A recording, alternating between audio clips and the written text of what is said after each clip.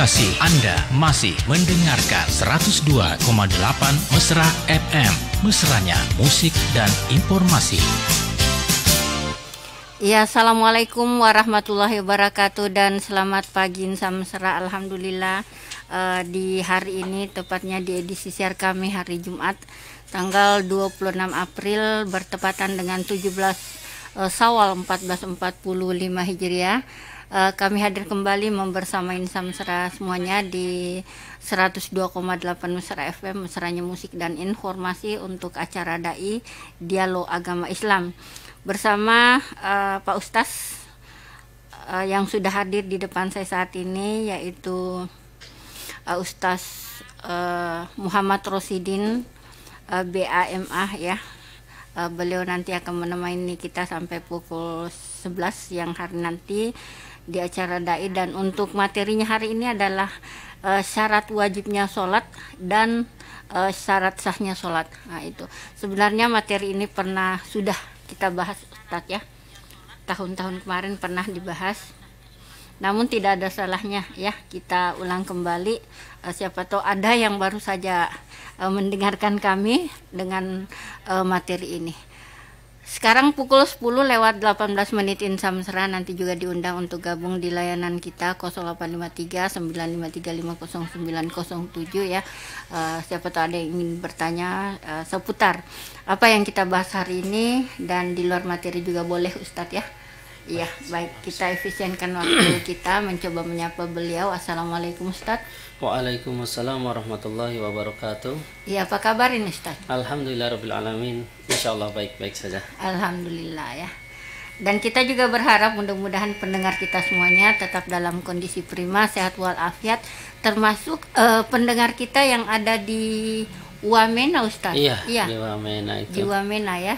Iya, Kabupaten Jayawijaya. Iya.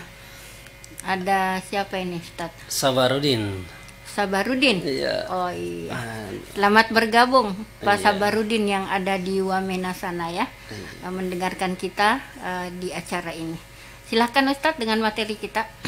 Bismillahirrahmanirrahim. Assalamualaikum warahmatullahi wabarakatuh. Waalaikumsalam warahmatullahi wabarakatuh. Alhamdulillahirabbil alamin. Allahumma sholli ala sayyidina Muhammad wa ala ali sayyidina Muhammad.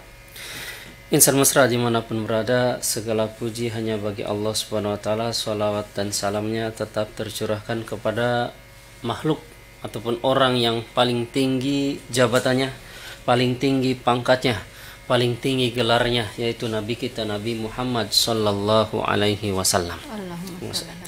Insan Mesra dimanapun berada, semoga kita semuanya dalam keadaan baik-baik semuanya. Pilpres politik sudah selesai, bersahabat selama-lamanya. Pemilu atau apa ya sementara, keluarga selama-lamanya, pemilu atau pilihan sementara. Jangan sampai saling bertikai antar sahabat, saling bertikai antar keluarga. Beda pilihannya silahkan, udah pokoknya semuanya daripada Allah Subhanahu wa Ta'ala. Kemudian nanti lagi sebentar lagi mengadakan pilkada, ya kita sama-sama pokoknya udah, yang mau dukung A, dukung A, dukung B, yang dukung C, silahkan tanpa mencela yang lain. Betul. Silahkan banggakan calon kita tanpa mencela yang lain. Nah, itulah indahnya.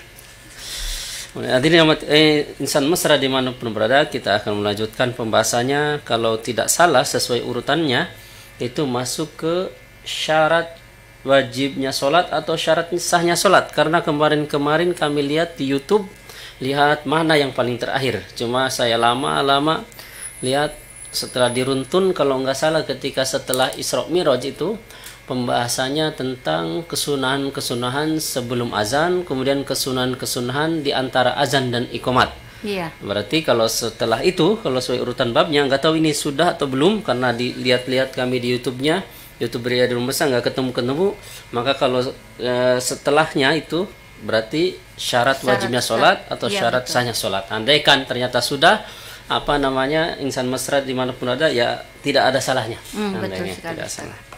Baiklah, kita untuk mempersingkat, kita melanjutkan. Bismillahirrahmanirrahim. Jangan lupa dulu kita doakan semuanya, siapapun guru-guru kita, baik yang ada di Indonesia, yang di NKRI maupun di luar negeri, di Arab, di mana guru-guru kita yang ada di sini, di Sulawesi Selatan, di seluruh Indonesia, teman kita, saudara kita, keluarga kita, siapapun yang kita kenal, yang tidak kenal, semua muslimin muslimat yang masih hidup, yang sudah tidak ada, yang meninggal, kita doakan. Liridaillahi wa syafaati Rasulillah sallallahu alaihi wasallam.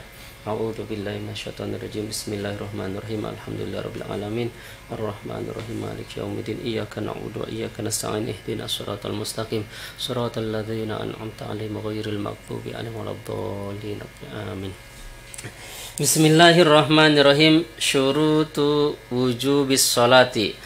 Babu syurutu wujubis sholati. Bab syarat wajibnya sholat. Nah, syarat wajib sholat siapa saja? Yaitu yang pertama al-islamu, yang pertama Islam.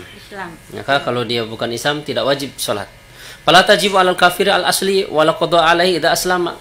Nah, maka ini syarat wajibnya sholat itu Islam.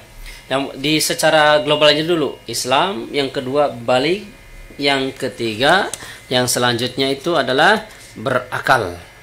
Itu berakal. Ini bulugu da'wati, yang ada tambahannya kalau di dalam kitab Taqriratus saja ada tambahannya, yaitu sampainya dakwah, ada yang menyampaikan. Kalau secara global intinya tiga itu, Islam, balik, berakal, itu global. Sekarang kita di perinciannya, yang pertama Islam, maka syarat wajibnya sholat itu adalah orang Islam. Kalau tidak Islam tidak sah. Wala tajibu alal kafir al asli, maka bagi orang kafir yang tulen, kafir asli tidak wajib bagi dia. Walau qada'a alaihi idza aslama, dan andaikan seorang kafir tersebut yang bukan Islam kemudian masuk Islam sehingga jadi mu'alaf, kan, kalau sudah masuk Islam maka tidak ada kodok dia ketika selama sebelum Islamnya itu, karena orang kafir itu tidak wajib sholat, karena yang wajib sholat adalah orang Islam. Timbul nanti pertanyaan itu, kafir apa sih maksudnya kafir? Kafir itu secara bahasa tertutup. Kalau secara istilahnya maksudnya kafir itu yaitu tertutup daripada tidak mengimani Allah dan tidak mengimani Rasulnya itu Nabi Muhammad, maka disebut kafir kalau dalam agama. Itu. Jadi kalau dalam agama itu orang kafir yang itu intinya secara globalnya yang bukan Islam itu yang kafir. Islam, gitu. Ya. Ustaz saya mau pakai bahasanya non muslim, ya silahkan non muslim. Tapi kalau secara bahasa, bahasa Arab, secara hukum fikih, hadis, tafsir, itu kafir itu yang bukan Islam intinya. Gitu. Adapun kita mau prakteknya mau non Islam silahkan. Mau apa? Yang penting jangan menyalahkan. Gitu.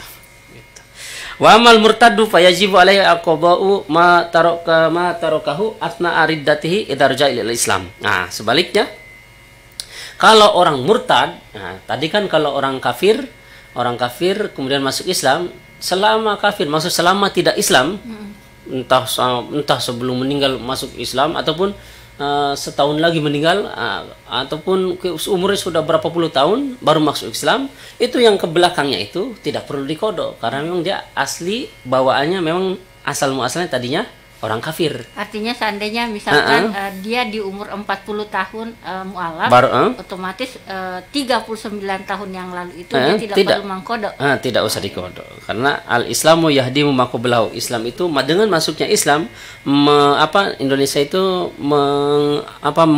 meleburkan, menghilangkan apa-apa yang lalu, maksudnya tidak terhukumi. Orang sudah mu'alaf itu sudah seperti bayi baru lahir gitu. Wa amal murtadu, kalau orang murtad fayajibu alaihi qada'u ma taraka atna aridati idza raja'a ila Islam. Yaitu kalau murtad berarti ketika kembali lagi ke Islam, maka selama murtad itu dia wajib mengqadanya. Andai kan ada orang Islam keluar agama Islam, kemudian masuk lagi, selama dia keluar Islam itu berapa lama dikodok, wajib dikodok, gitu. Iya. Seperti itu. Kemudian yang selanjutnya syarat wajibnya sholat, itu maka kalau ada ciri-ciri tersebut maka wajib bagi dia. Yang kedua al-bulughu balik. Fala tajib ala sobi, balik maka tidak wajib kalau bagi anak kecil, walau mumayyizan, walaupun sudah anak kecil lagi sudah agak besar, sudah mengertilah cebok sendiri bisa mumayyiz itu kalau dalam hukum mumayyiz itu bisa membedakan yang baik yang buruk, bisa cebok sendiri, makan sendiri sudah bisa agak bisa mandiri sedikit. apa namanya? Bagi yang seperti ini, walaupun udah agak seperti dewasa, belum balik, nah, tidak wajib juga. Itu. Tidak wajib. Nah, kemudian balik, cara-cara apa namanya? Ciri-cirinya diantaranya balik ya. Balik itu tertaklif hukum, maksudnya kalau sebelum balik anak kecil nih, contohnya ada anak kecil, kita punya anak kecil ataupun anak kita, dia sholat, dia mengaji, melakukan amal-amal kebaikan, karena dia belum balik, pahalanya kepada kedua orang tuanya. Kalau melakukan dosa apapun, besarkah kecilkah, tidak terhitung karena belum balik.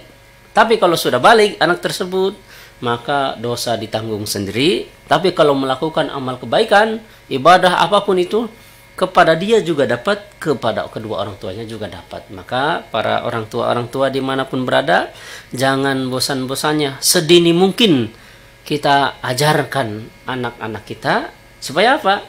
Pahalanya itu kepada kita selama dia belum balik, dia melakukan ibadah, ngaji di masjid kah, ngaji di musola kah, ngaji di langgar kah, apapun itu, melaksanakan amal-amal kegiatan ibadah apapun, pahalanya kepada kita. Dan nanti ketika sudah balik, dia mengamalkan agama juga, kita juga dapat, dia juga dapat. Iya. Ustadz, ini kayaknya masih ada kaitannya dengan anak-anak yang balik ya.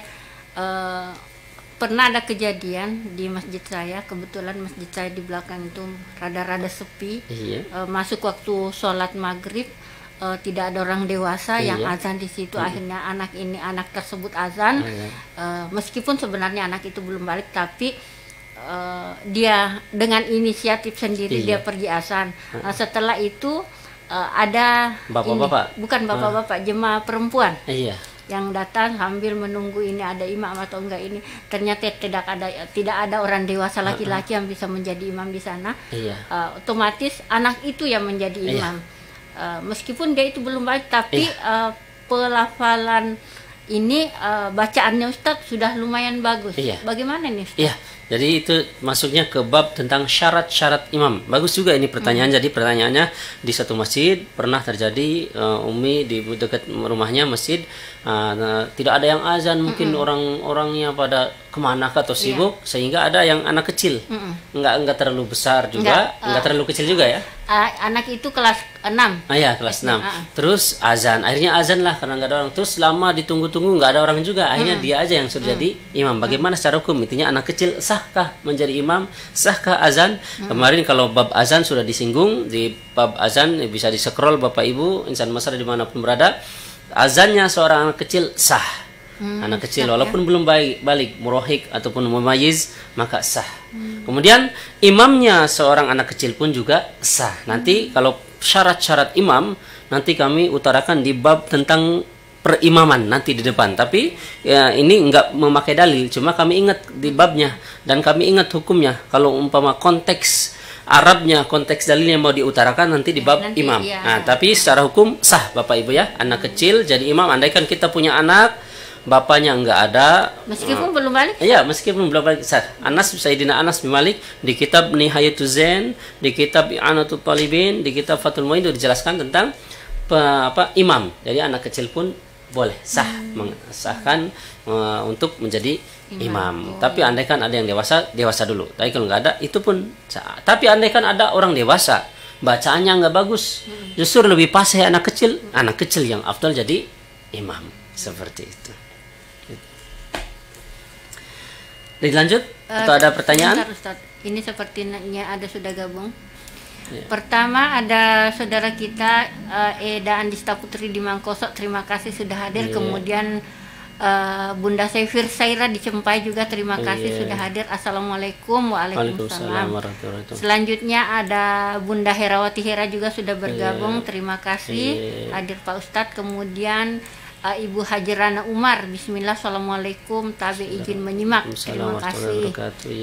Selanjutnya ada pertanyaan dari Eda Andista. Assalamualaikum Ustadz, aku mau bertanya, ini dilihat temanya Pak Ustadz yaitu mengenai puasa Syawal.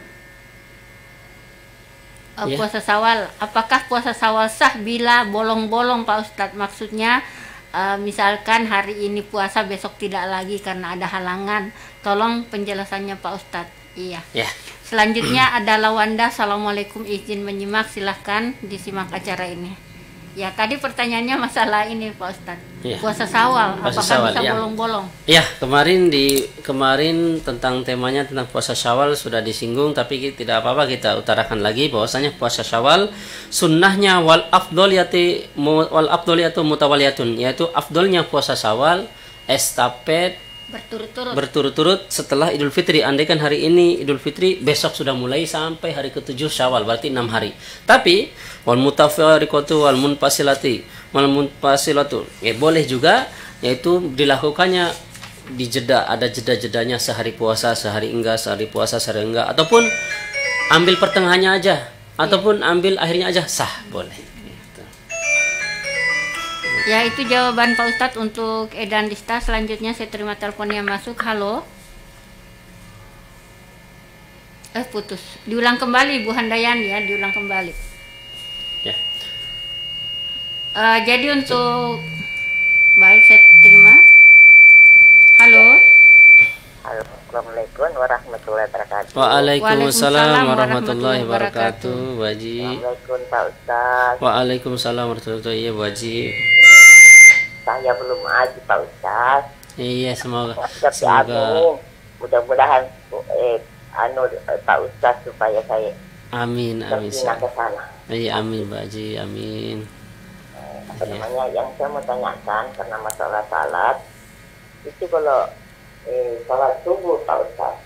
Salat subuh. Salat subuh semuanya saya sunatnya di rumah, karena kan katanya pernah saya mendengar juga salah satu ustaz mengatakan sunat itu dilaksanakan di rumah. Iya. Jadi saya mau ke salat subuh, saya sunat dulu di rumah. Tapi saya ambil 4 rakaat Pak Ustaz. Dua-dua. Setelah itu saya ke masjid. Orang sedang sholat, sedang anu baca al-fatihah nih. Iya. Saya masuk masjid. Jadi saya niat sholat subuh. Selesai saya niat, saya baca al-fatihah. Imamnya baca penutup Ustaz. Apakah itu saya tidak salah Pak Ustaz kalau saya baca fatihah, sedangkan imamnya tidak baca penutup? Iya. Sama. Dan kedua, apa hukumnya kalau wanita jadi, apakah boleh wanita jadi imam kalau tidak ada di dalam sama kelompok wanita juga Pak Ustaz? Iya. Apakah boleh wanita yang mengimami, bukan laki-laki? Makasih. Iya. Assalamualaikum warahmatullahi wabarakatuh. Waalaikumsalam warahmatullahi wabarakatuh. Dua pertanyaan. Yang pertama itu sholat sunnah ya. Iya. Sholat sunnah di rumah. Terus ibunya ke masjid, orang sudah sholat di sana. Sudah imamnya sudah baca al-fatihah, baca pangupu. Ibunya masih baca al-fatihah. Bagaimana ini Ustaz? Ya. Apakah dituntaskan atau gimana? Ya, jadi ini jadinya timbul 3 pertanyaan. Yang pertama yaitu sholat sunnah di rumah. Ya, memang sholat sunnah afdolnya di rumah. Ij'alu buyutakum fi sholat, maksudnya ij'alu sholata fi buyutikum, jadikanlah sholat kalian di rumah-rumah kalian. Ini hadisnya maksudnya untuk sholat sunnah. Nabi sholat sunnah itu di rumah. Tapi kalau sholat wajib di masjid. Nah, ini Nabi. Apalagi Nabi kamarnya memang di pinggir mimbar, itu di samping mimbar kan ada pintunya. Nabi situ kamarnya. Kemudian kalau kita bagaimana? Kalau sekiranya kalau dengan sholat sunnah di rumah tidak akan ketinggalan jamaah, tidak apa-apa di rumah. Tapi kalau takut karena tidak tahu waktu jeda qomatnya bagaimana, apalagi jauh, ya nggak apa-apa di masjid, karena takut tidak tahu jeda qomatnya di masjid saja. Kemudian kalau umpama seperti tadi Ibu Handayani ya namanya. Ya. Ibu Handayani. Iya, yang telepon itu. Iya. Ya, seperti Ibu Handayani, andaikan umpama prakteknya seperti itu, ternyata ketika sudah masuk masjid, imam sudah baca Al-Fatihah. Terus kita bagaimana? Udah takbir.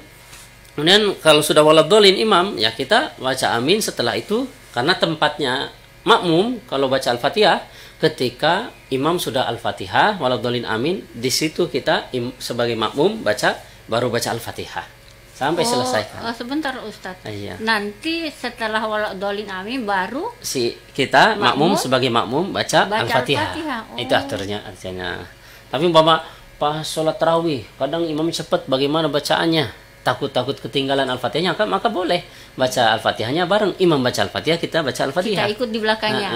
Yang penting nggak mendahului bacaannya, agak beriringan di belakangnya. Iya, nggak mendahului. Ini kalau konteksnya takut ketinggalan, karena biasanya mungkin cepat karena tarawih. Tapi kalau sholat biasa, itu kita karena seorang makmum itu aturannya baca Al-Fatihahnya secara hukum itu setelah imam baca waladhdallin amin, kita baca amin, setelah itu baru imam membaca surat, kita baca Al-Fatihah. Seperti itu. Selesai. Tapi kalau misalkan selama ini yang saya praktekkan malah itu tadi Ustadz, mengikuti imam. Ya. Anda apa Ustadz ya? Tidak apa-apa juga. Tapi kan secara aturannya kalau mau yaitu sebagai makmum itu kita baca Al-Fatihah setelah waladhdallin amin. Tapi umpama pas di momen-momen tertentu seperti tarawih takut terlambat, ya udah mengiringi saja di belakangnya, jangan mendahului. Seperti itu. Diselesaikan Al-Fatihahnya. Tapi umpama pas imam kita baru datang, imam sudah ruku, ya udah kita takbir langsung ruku. Nah, maka masih dapat 1 rakaat. Enggak usah baca Al-Fatihah. Gitu. Nah, harus baca Al-Fatihah itu memang dia dari awal ataupun diperkirakan Al-Fatihahnya sampai imam ruku pun dia menyampai. Gitu. Tapi kalau seperti prakteknya baru datang imam sudah ruku, ikut takbir baru ikut ruku. Nah, maka nanti bangkit lagi udah terhitung 1 rakaat. Gitu. Terus yang kedua itu tadi pertanyaannya masuknya apa itu? Yang kedua perempuan ya. Perempuan jadi imam bagaimana? Ya. Dalam hukum Bapak Ibu berjamaah pun ada hukumnya itu. Perempuan azan pun sama, azan qomat. Perempuan boleh azan ataupun iqomat bagi sesama perempuan saja. Dan suaranya jangan terlalu dikencangkan. Yang penting terdengar oleh sesama kaum perempuan saja di situ. Nanti kan di masjid sudah pada sepi, nggak ada laki-laki. Nah, si perempuan mungkin lagi berperjalanan, isinya rombongan perempuan semua. Nah, maka boleh di antara mereka azan, iqamat, tapi yang penting terdengar mereka saja. Begitu juga imamnya, perempuan boleh jadi imam bagi perempuan. Tapi yang penting suaranya enggak disepikerkan. Nah, karena suara perempuan itu, ya, yang penting suaranya, yang penting terdengar oleh sesama perempuannya saja di situ. Sah. Ada pertanyaan dari Ibu Esti Kuswardani. Iya. Maaf Ustadz, betulkah itu penganut agama lain selain Islam kafir ya, semuanya? Jadi pertanyaannya Bapak Ibu Esti Kuswardani, maaf tanya Ustadz, betulkah itu penganut agama lain selain Islam kafir semuanya? Ya, ini secara konteks Islam ya. Karena bertanya, kita kan ini kajiannya kajian Islam. Kajian Islam dalam Islam itu, dalam hadis maupun fikih tafsir, kafir itu apa sih? Kalau secara bahasanya yang tertutup, secara bahasa, secara globalnya. Kalau yang secara istilahnya maksudnya apa? Tertutup karena dia tertutup tidak beriman kepada Allah, tidak beriman kepada nabinya Nabi Muhammad, maka itu tertutup. Maksudnya tertutup tidak beriman kepada Allah dan tidak beriman kepada Nabi Muhammad SAW. Itu kafir maksudnya selain Islam. Itu. Ini konteksnya dalam Islam Pak Bu ya. Konteksnya dalam agama Islam, yang tidak Islam itu namanya kafir. Adapun kita mau menyebutkannya, oh itu agama keyakinan, oh itu agama non muslim, ya silahkan. Secara hukum, kalau secara hukumnya intinya seperti itu, kafir itu yang tertutup. Secara istilahnya itu orang yang tertutup, tidak beriman kepada Allah, tidak beriman kepada Nabi Muhammad. Nah, dalam Islam itu selain Islam namanya kafir. Iya. Adapun kita mau menyebutnya silahkan, mau menyebutnya agama keyakinan kah, agama hijau kah, agama pelangi kah, ya silahkan. Tapi secara hukum itu. Adapun penyebutan di antara beberapa daerah beda-beda, ya silahkan. Gitu. Iya. Dilanjut lagi Ustaz pembahasan kita. Yang selanjutnya itu tadi balik ya. Syarat wajibnya sholat itu, yang wajib melaksanakan sholat Islam, kedua balik. Ciri balik itu diantaranya, balik yaitu bulughu khamsa asyarata sanatan fil dzakari wal unsa. Kalau laki-laki atau perempuan nih, ciri yang pertama, sudah berumur 15 tahun. Laki-laki tidak pernah mimpi basah, tidak pernah mimpi hubungan badan, tidak pernah keluar air mani. Tapi perempuannya juga sama, tidak pernah haid, tidak pernah mimpi hubungan badan, tidak pernah keluar air maninya. Tapi umurnya sudah 15 tahun, laki-laki atau perempuan, Nah, kalau sudah umur 15 tahun hitungan hijriah, maka dia terhukumi balik walaupun belum pernah mimpi basah, belum pernah mimpi hubungan badan, belum pernah keluar air maninya, belum pernah haid bagi perempuan. Kalau sudah umur 15 tahun laki-laki maupun perempuan hitungan hijriah, maka sudah terhukumi balik. Balik, iya. Kemudian sama juga wa tabda'u min fisali badani min rahim ila sama juga ini kalau umpama ihtilamu fi dzakari wal untha li tis'i sinina qamariyatan takriban fi dzakari wal untha. Nah, ataupun laki-laki ini, kalau laki-laki ada laki-laki belum umur 15 tahun, 7 tahun kah, 8 tahun kah, 9 tahun kah, 10 tahun laki-laki. Laki-laki dia mimpi hubungan badan. Kalau mimpi hubungan badan berarti balik. Keluar mani tidak. Kalau tidak keluar mani tidak wajib mandi, tapi balik. Karena mimpi hubungan badan. Tapi umpama keluar maninya juga, maka balik juga. Tapi wajib mandi besar juga karena keluar air maninya. Sama perempuan juga, andaikan mimpi hubungan badan, tidak haid, umurnya belum 15 tahun, tidak haid, tapi mimpi hubungan badan, maka terhukumi balik. Kalau keluar mani, maka wajib mandi juga. Tapi kalau tidak keluar mani, tidak wajib mandi, tapi balik. Gitu. Khurujul mani sawan fin naumi aw yaqdhatu. Itu keluarnya air mani baik sengaja ataupun tidak, maka terhukumi balik. Ciri balik. Wal haidu fil unsa, kalau haid ini khusus pada perempuan. Tadi kalau umur itu 15 tahun bagi laki-laki maupun perempuan. Kalau umpama mimpi juga laki-laki perempuan terjadi juga. Kayak air mani keluar juga laki-laki terjadi juga, perempuan terjadi juga. Tapi kalau haid fil unsa, yaitu khusus di perempuan, litis sinina qamariyatan takribiyatan, yaitu kalau perempuan biasanya umur 9 tahun sudah haid. Umur 9 tahun hitungan hijriah, hitungan Islam lebih cepat daripada Masehi. Maka kalau dia umur 9 tahun haid, maka dia terhukumi balik. Tapi kalau belum umur 9 tahun sudah keluar darah, berarti bukan darah haid, darah istihadah, darah kotor. Darah kotor, iya. Jadi balik. Nah, yang selanjutnya al-aklu itu wajib, syarat wajibnya sholat itu, yang wajib melaksanakan sholat al-aklu, yaitu berakal. Fala tajibu alal majnuni, maka tidak wajib bagi orang yang gila.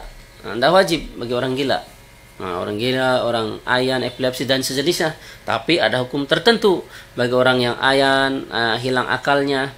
Dalilnya dari mana? Kenapa tidak terhukum itu? Maka dalam hadis Nabi SAW, rufi'a al-qalamu an thalathatin, catatan amal tidak akan tertulis, pena amal tidak akan menuliskan kepada 3 orang, 3 ciri-ciri kriteria orang. Yang pertama, an-naimi hatta yastayqidhu, bagi orang yang tidur sampai dia bangun. Maksudnya ketiduran dia, tidur sekarang, tidak Jumatan, tidak ini juga di Jumatan sampai habis asar baru bangun, nggak ada yang bangunin juga. Ya udah, karena dia ketiduran, tidak berdosa dia karena kan tidur. Nah, tapi wajib mengkodo, kodonya kodo zuhur. Pertama itu orang yang tidur sampai bangun. Wa anisabi hatta yahtalima. Yang kedua, anak kecil belum terhukumi, anak kecil, maka sampai dia balik. Kalau balik sudah terhukumi. Kalau belum balik, belum tertulis ini keburukan apapun, nanti kan dia ketiduran kah ataupun tidak sholat, belum tertulis, tidak di apa-apa. Sampai dia balik. Kalau sudah balik, maka pena ataupun catatan amal dia sudah berlaku. Wa anil majnuni hatta yaqila. Begitu juga bagi orang yang gila sampai dia berakal lagi, sampai dia normal lagi, sembuh lagi, baru dia mulai catatan amalnya tertulis lagi. Kalau dia gilanya sejam, ya udah selama sejam dia mau dosa apapun tidak tertulis itu karena dia memang gila. Gitu. Kalau stres, iya, kalau memang stres itu sama seperti orang gila, hilang akalnya memang tidak normal, ya udah tidak wajib ketika stresnya. Tapi kalau sudah normal, maka wajib kalau sudah normal. Kalau misalkan sudah normal kembali, Ustaz, apakah dia bisa mengkode? Ya, ini pun dijelaskan la tajib sholata ala manzala aklihi bijununi au igmai au sakari au maradin.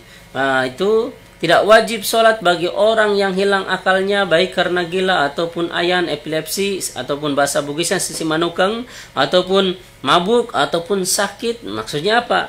Panas soal majuni wa qiyasa alaika kullu man zala aklu bisabi mubahin yu'dharu fihi. Dari orang yang hilang akalnya karena memang uzur, tidak sengaja, maka dimaafkan, tidak ada hukum bagi dia. Seperti apa umpama hilang akalnya karena keracunan kah, ataupun tidak sengaja makan buah yang memabukkan kah, ataupun dicekoki kalau bahasa Indonesia, ataupun dijebak.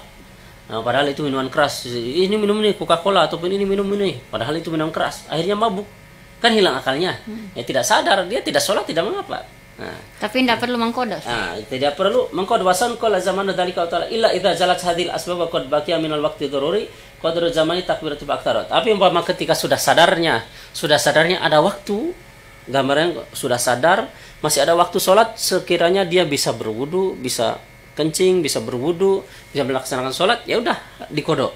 Ta illa idza jalat hadhil asbab oleh anal qudratil ladzi yatalu bihi iljabu yastawi fil rakati wa madunaha wala talzamu bi idraki duna takbiratil lakin. Tapi umpama tidak, ketika sudah sadar enggak cukup untuk waktu salat, enggak usah enggak usah dilaksanakan salat.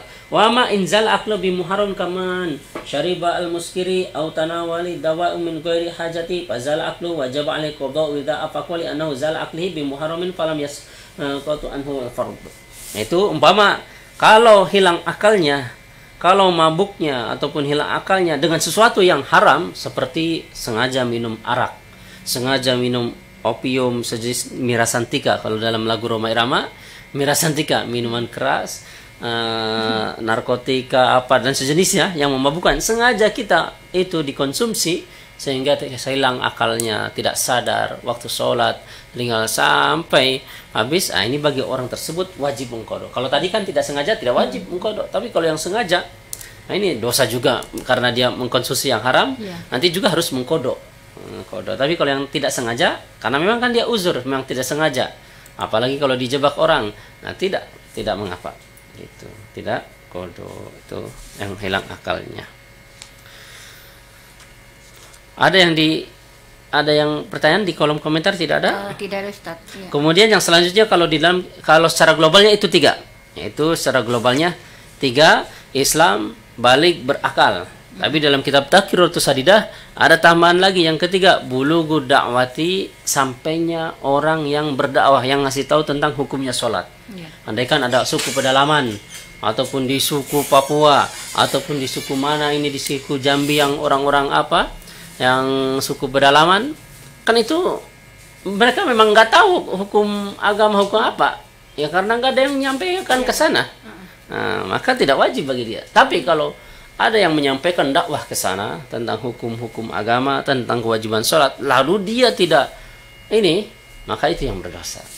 Itu tambahannya, itu sampainya ada yang berdakwah ke sana. Maka kalau sudah ada yang berdakwah ngasih tahu tentang bahwasanya sholat itu wajib, maka bagi orang tersebut karena sudah dikasih tahu, maka wajib bagi dia, seperti itu. Yajibu, ya sebentar lagi, yajibu ala abai wal ummahati amuru auladihim al-mumayyizina bis-sholati idza balagau sab'a sinin. Maka wajib ini Bapak Ibu, bagi yang merasa laki-laki, bagi yang merasa perempuan, bagi yang merasa mau jadi ibu, bagi yang merasa mau jadi bapak, bagi yang sudah jadi bapak ataupun yang sudah jadi ibu, ada kewajiban bagi kita. Itulah Islam indahnya. Seorang bapak ada kewajibannya, seorang ibu ada kewajibannya, seorang anak ada kewajiban. Seorang ibu dan bapak wajib kepada anak apa?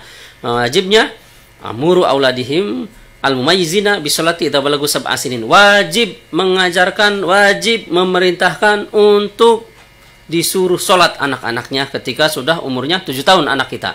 Bagi para insan besar dimanapun berada, itu Islam mengajarkan kalau anak kita sudah 7 tahun, maka wajib orang-orang tuanya, bapak ibunya memerintahkan anaknya yang sudah berumur 7 tahun untuk melaksanakan sholat. Meskipun sebenarnya belum balik, Ustaz. Iya. Wa yajibu darbuhum alaiha idza balagau asyara sinina ilal bulugh. Dan wajib memukulnya kepada anak yang disuruh sholat tidak mau ketika sudah umur 10 tahun. Kalau 7 tahun diperintahkan saja. Sholat, pokoknya kamu harus sholat 7 tahun, umur 7 tahun harus diperintahkan sholat. Islam mengajarkan seperti itu. Kemudian ketika anak kita sudah umur 10 tahun diperintahkan sholat tidak mau, boleh dipukul. Tapi pukul yang mendidik, bukan yang mencederai, melukai. Iya. Kembali Bu Handayani, saya coba terima. Halo. Assalamualaikum Pak Ustaz. Iya, waalaikumsalam. Assalamualaikum warahmatullahi wabarakatuh. Iya Bu Handayani, tidak apa-apa. Ini pertanyaan saya Pak Ustaz, ada melenceng dari Iya, tidak apa-apa, Bu. Kalau supaya kita punya anak laki-laki, anak perempuan, tapi sudah anak perempuan ini sudah dinikahkan, Iya. kembali dia janda, Iya. dia jadi janda toh, Iya. Iya. ya, janda. Tapi apakah itu kalau seorang wanita yang janda, Mm-mm. kita ini seorang ibu harus harus membimbing kembali anak kita, jadi melaksanakan sholat, karena pada waktu dia nikah dengan suaminya, itu suaminya tidak pernah membimbing istrinya untuk sholat. Iya. Jadi apakah kalau sudah itu sebenarnya dia sudah janda, wajibkah saya seorang ibu mendidik anak saya untuk sholat? Iya.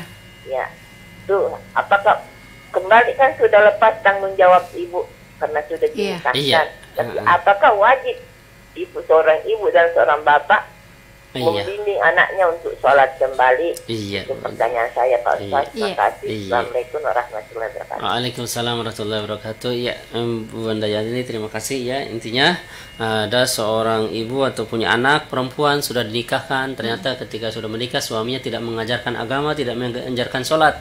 Kan kalau sudah menikah secara hukum itu kewajiban suami. Iya, Tapi andai kan sudah janda, bagaimana? Dia tidak sholat, dia tidak mengamalkan agama, kewajiban siapa? Karena sudah janda, sudah lepas daripada tanggung jawab suami, maka kembali lagi kepada kedua orang tuanya. Bahkan di sini itu tadi wajibu darbuhum 'alaiha idza balaghu asyara sinina ilal bulugh. Wajib bagi orang tua memukul anaknya yang tidak mau sholat kalau umurnya anak tersebut sudah 10 tahun sampai sudah dewasa, sampai sudah balik. Maksudnya pukulnya bagaimana? Pukul yang tidak menciderai, pukul yang tidak menyakitkan, pukulan yang tidak intinya pukulan yang mendidik supaya dia mau sholat, bagaimana gitu. Apalagi kalau sekarang kan ada hukum negara juga. Iya. Jangan sampai kita Kena kena HAM dan sejenisnya. Udah, yang penting disuruh terus karena kewajiban kita. Kasih tahu kepada mereka, nah ini kita di dunia ini bisa kumpul, betapa indahnya kalau kita kumpul dengan sanak kerabat, keluarga, famili, semuanya indah sekali coba. Nah, tapi nanti di akhirat itu sendiri-sendiri, kecuali kalau kita amalkan agama. Kalau kita sholat, insya Allah bisa berkumpul lagi. Maka mumpung kita masih ada di sini, jaga sholat kita. Insya Allah kita di akhirat bisa kumpul semuanya. Nah, kembali ke pertanyaan Ibu Handayani, berarti Pak Ustadz, ibu ini tetap wajib mengingatkan ya, masih tahu. Apalagi zaman sekarang ada yang penting lagi-lagi diingatkan ke siapapun, teman, saudara, siapapun, apalagi keluarga, terutama keluarga kita. Seperti itu. Iya. Jadi Dan andaikan pun umpama ada sudah bersuami, tapi memang suaminya tidak mengerti agama ataupun tidak mau amalkan agama, walaupun sudah tanggung jawab suami karena suaminya nggak ngerti, nggak mau ngajarin, tidak apa-apa, kita orang tuanya ngajarin, memperingatkan, ngasih tahu supaya mereka nanti jadi tahu, malah pahalanya kepada kita semuanya. Nah, padahal kewajiban suami, tapi karena suaminya tidak mengerti, kita yang ngerti, keluarga yang ngerti, kasih tahu kepada anak kita yang perempuannya yang walaupun sudah nikah, tidak apa-apa, malah pahala kepada kita gitu. Pak Ustadz, malah saya pernah mendengar begini, kalau misalkan si suami tidak mengerti agama, sementara si istri mengerti, kalau misalkan si istri tidak mengajari suaminya, apakah ini termasuk dosa atau bagaimana, Ustaz? Iya, jadi walaupun andaikan suami tidak mengerti, maka seorang istri itu ngasih tahu kepada suami juga supaya nanti bisa berkumpul juga di surga, seperti itu. Tapi kalau misalkan tidak diberitahu, Ustaz, apakah? Ya kan dia berarti berdiam terhadap kemungkaran. Oh, iya. Dosa itu. Saya terima dulu penelpon yang masuk. Halo. Assalamualaikum. Waalaikumsalam warahmatullahi wabarakatuh. Pak Uci, silahkan. Ayahnya Uci, maaf ini Pak Ustadz, kemarin itu masalah sholat ini Pak Ustadz, mau maaf ini barangkali ini waktu taruh kemarin banyak anak-anak yang umur 14-15 yang jadi imam di masjid. Jadi saya mau tahu apa bisa atau tidak. Iya. Terima kasih. Assalamualaikum. Waalaikumsalam warahmatullahi wabarakatuh. Bisa didengar Bu tadi?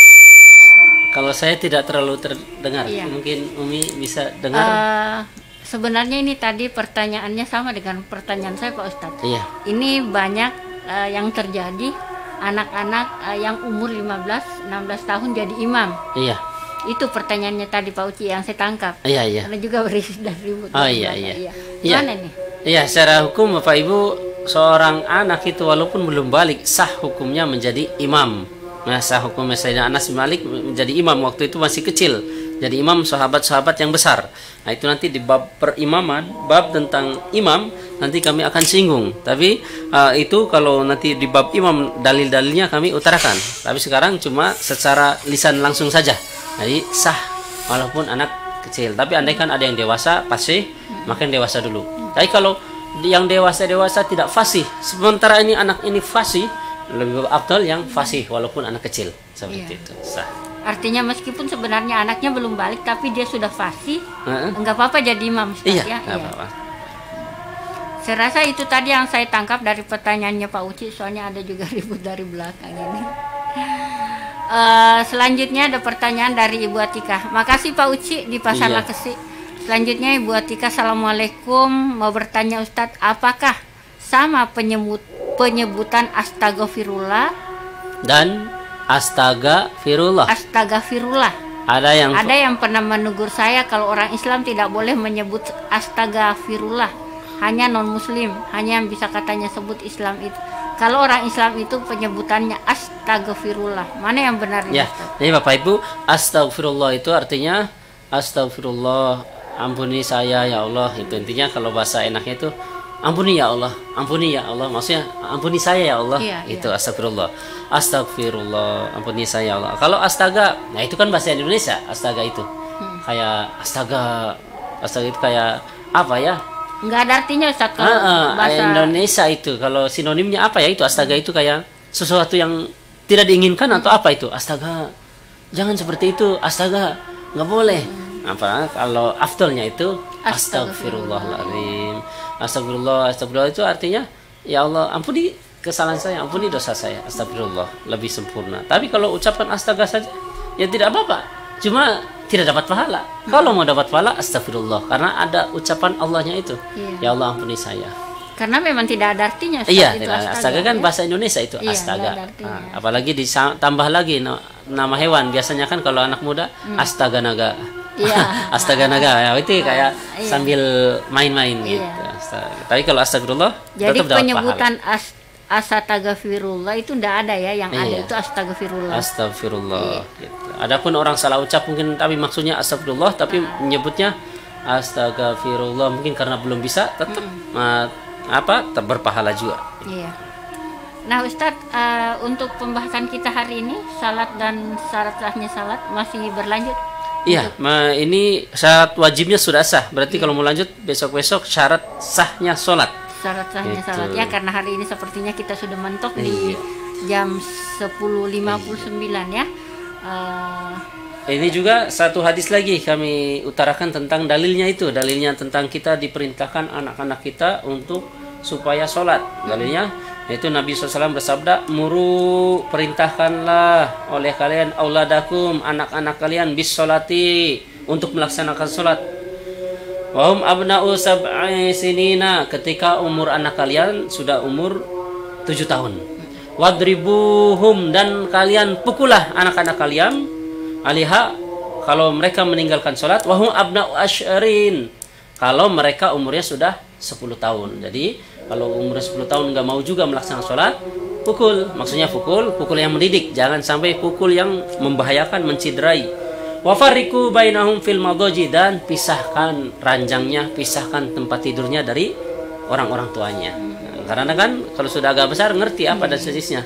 Hati-hati. Hadisnya dari mana? Hadisnya riwayat Imam Abu Dawud nomor hadis 495, Imam Daruqutni nomor 230, Imam Baihaqi 229 dan seterusnya. Imam Abu Dawud 466 dan seterusnya. Itu tentang kita diperintahkan untuk memerintahkan anak-anak kita untuk supaya melaksanakan sholat.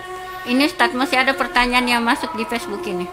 Mau bertanya Ustadz, apakah imam yang punya aturan etika dalam memimpin sholat walaupun dia sudah fasih bacaannya? Iya betul, Pak Rusli Fatta dalam bab perimaman. Nah itu Bapak Ibu, kalau di dalam bab imam itu insan mesra dimanapun berada, imam aturannya ya fasih, Kemudian fasih bacaannya juga. Orang kan sekarang cuma lihat lagunya, nadanya. Ya. Nadanya, iramanya. oh indah. Betul enggak tajwidnya? Jangan sampai indahnya iya, tajwidnya salah ya. Enggak sah. Kalau Al-Fatihahnya salah makhrajnya, maka perhatikan nada juga iya, tajwidnya betul, maka sah. Dan kemudian kalau ada yang mana dulu secara hukum dalam mazhab Syafi'i, ada orang hafiz, satunya ada orang alim, yang mana dulu yang didahulukan? Yang pertama hafiz saja, tapi yang kedua alim. Kalau secara hukum yang alim dulu. Kenapa alim? Karena alim itu mengerti hukum-hukumnya sholat. Kalau salah, kalau apa, dia langsung bisa ininya. Tapi kalau hafiz saja cuma hafalannya saja secara hukum. Tapi kalau ada dua-duanya ini, satu dia hafiz, alim juga mengerti ilmu agama. Satunya alim saja mengerti ilmu agama, tidak hafiz. Berarti yang dahulukan itu. Plus ada double dua, hafiz alim. Benar kalau ada dua-duanya dalam urutan berimam Bapak Ibu ya, di dalam kitabnya itu Zain Fathul Mu'in I'anatul Talibin. Kalau sama-sama ini hafiz sama alim, sama hafiz alimnya juga sama. Lihat yang mana yang paling waro. Waro itu apa? Menjaga maksiat, tidak pakai celana pendek. Kalau keluar dia tidak pakai celana pendek, kan laki-laki itu harus tertutup lutut sampai pusarnya. Dilihat keseharian dia di antara dua orang tersebut, sama hafiz juga sama alim juga, ada dua orang. Dia jadi imam. Mana? Lihat mana yang waro dulu. Yang waro itu yang menjaga dari maksiat.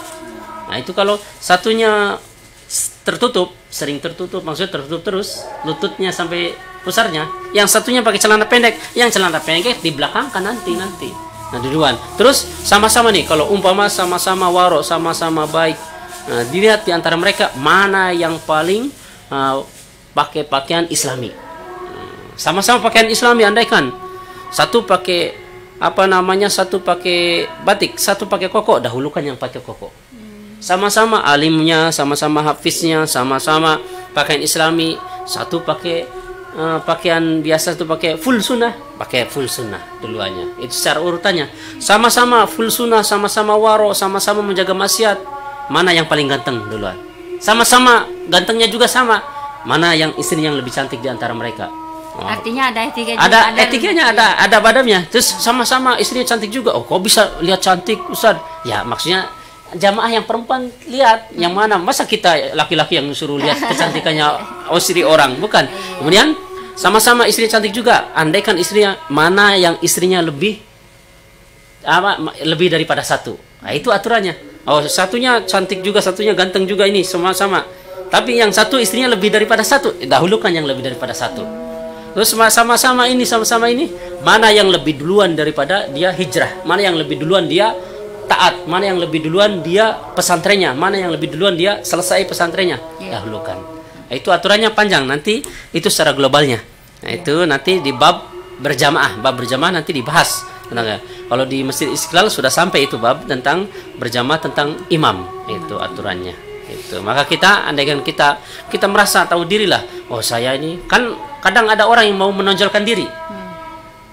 Kalau kita tahu nggak ini, kita ini tahu hukum nggak usah lah, karena agama. Biarkan mereka yang mengerti agama, ya biarkan. Apalagi kalau kita belum mengerti ilmu agama, biarkan. Andaikan ada yang mengerti ilmu agama, biarkan mereka dulu. Yang afdal memang mereka. Apalagi saya pernah mendengar Ustadz bahwa misalkan seorang imam salah ya, artinya dalam waktu menjadi imam itu ada gerakan salah atau bagaimana yang membuat kita, yang membuat makmunya juga ikut dosa kalau misalkan. Jadi dosanya gara-gara dia. Gara-gara dia Ustaz ya. Seperti itu. Banyak pemakai kita, apalagi tadi kan masalah pakaian juga ada kan, pernah kami mendapati dia masih pakai seragam PNS, dia masih pakai seragam polisian. Di belakangnya itu ada yang pakaian Islami, ada yang pakai koko sama sarung. Seharusnya yang didulukan pakai koko sama sarung. Memang kalau secara hukum sah-sah saja, yang penting tertutup aurat. Tapi kalau secara ininya, yang mana duluan? Pakaiannya yang Islami duluan didahulukan. Artinya untuk menjadi seorang imam itu pasti juga ada ada urutannya. Kalau di beberapa tempat ada yang yang penting bisa baca udah ya. Oh, diimamkan. Oh, yang penting bisa baca doa Ustadz, yang penting bisa ngomong di depan Ustadz. Kalau di Jawa nggak bisa. Kalau di Jawa itu harus pesantren. Kalau di Jawa mau imam, mau yang khutbah, mau apa harus dari pesantren. Itu kalau di Jawa ya. Lain kalau di tempat lain. Ya Ustadz, sepertinya kita sudah lewat ini jam 11 ya. Mudah-mudahan terima kasih untuk ilmunya hari ini, Iya, Ustaz. sama-sama. Terima kasih juga untuk semua yang sudah gabung tadi di layanan telepon kita, yang sudah gabung di Facebook. Terima kasih untuk pertanyaannya, terima kasih partisipasinya. Insya Allah hari Jumat berikut mudah-mudahan diberi kesehatan, kesempatan. Amin. Kita akan hadir kembali menemani Insan Mesra semuanya di acara dan jam yang sama. Sampai jumpa. Assalamualaikum warahmatullahi wabarakatuh.